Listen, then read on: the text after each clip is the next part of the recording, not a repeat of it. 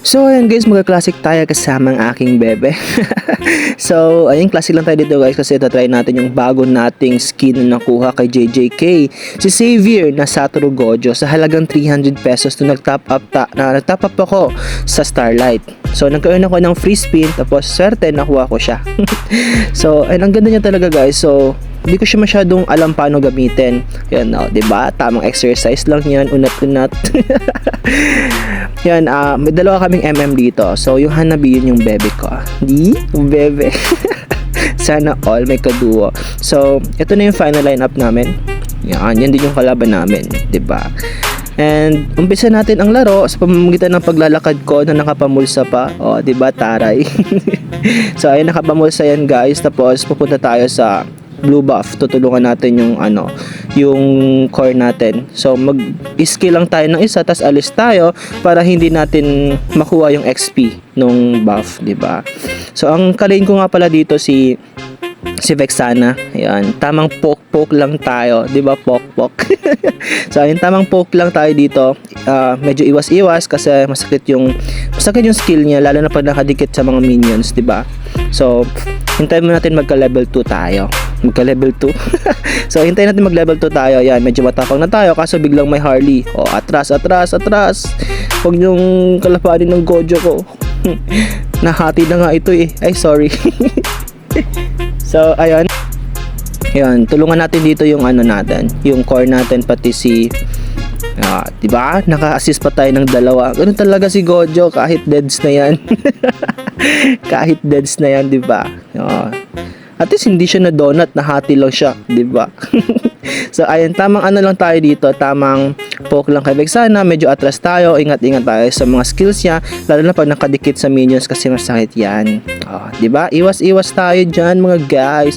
So nagka-skill ako dito, nagka-SS ako dito, tinry ko sa kanya, pero hindi pa nga enough yung damage ko, sayang, at saka nakatakas na siya. Ayun. So dito guys, nasipa tayo ng Chu. Sipa tayo ng Chu. Tak. Kala mo naman may damage ka dyan, hindi ka pa late game. Nabigyan pa natin siya. So, magtipi na sana tayo dito, guys. Kaso naman, nakasalubong na naman natin yung Harley. Mutik pa nga tayong mamatay dito, buti na lang nabigyan natin siya. Nakita natin sa mapa si Harley. Abangan natin yan. Diba? Mamatay pa tayo, guys. Pak, Chu, pa. Nabigyan pa natin siya. Maniwala na sana ako kasi may pa-push. So ayun, tipin na tayo dito para magbalik yung buhay natin. Ayan, handa kayo kay Gojo ko. Ayan, habang naglalakad tayo, ayan, nakita natin yung dalawa doon, pinagtutulungan si Hanabi. Napatay niya yung Selena dyan, tapos i-KS natin yung Layla. Ayan, KS natin yan. Pak! Tamang predict lang, diba? Ganun talaga mag-Gojo, diba? Mag-domain expansion tayo. Ay, wala pala. So ayan, balik naman tayo sa mid. Hintayin natin yan, si Vexana na naman. Ayun na naman si Vexana, guys. So fast forward na tayo kasi wala naman masyadong ganap dito. Ayan, nakita ko nagigera na yung mga kakampi ko dito. Kaya tamang assist lang tayo sa likod. Ayan, patay din yan nila. Diba? Nag-assist pa tayo ng dalawa. Naghahanap pa tayo ng maki-KS. Diba? KS natin yan. Tingnan mo. Domain expansion. Fuck. Diba? Hindi pa enough yung damage. Diba? At least nabawas-bawasan yun. Diba? Dito tamang lang tayo kay Vexana, haras. Pero tayo yung naharas dito. Tingnan mo, naharas tayo dito, guys. Pak! Chung! Pung! Nakabawi tuloy si Chu. Ayan, patay tuloy tayo. Kababuhan kasi. Char! Ayun, dahil pinatay nga tayo ni Chu, titikman ngayon ni Chu ang ganti ng isang api. Patay ka, 'di ba? Sabi naman sa iyo, huwag mo kang patayin eh. Huwag mong patayin ng isang Gojo. Ayan pa si Harley. Lilitaw diyan si Harley. Balak niya tayong patayin. Syempre, atlas tayo. Mamaya mamamatay talaga tayo diyan eh. Pero hindi niya tayo kayang patayin, guys, kasi ang masamang damo matagal mamatay. Ay, char. So, ayan, dito nakita na naman natin tong Layla. Patay pa 'yan. 'Di ba? Sabi naman sa iyo, huwag niyo api-apihin ng isang Gojo eh. Huwag yung api-api ng isang Gojo kahit ati ang katawan nito. Char. So, ayun, magpa-stack tayo. Ayan. Ay, hindi tayo naka-stack. Bobo kasi tayo. Ayan, tamang tingin sa mapa. Meron tayong stack. Magki-KS tayo dyan ngayon. Pak. Diba? Double kill. KS gods. Ayan, tipi-tipi tayo sa kanila guys. Char, kala mo naman ang yabang. First time lang naman gamitin. O, diba? O, dito masyado kasi tayong matapang, masyado tayong mayabang. Ayan, tuloy, nabobo tayo. Pak, boom, diba? Patay.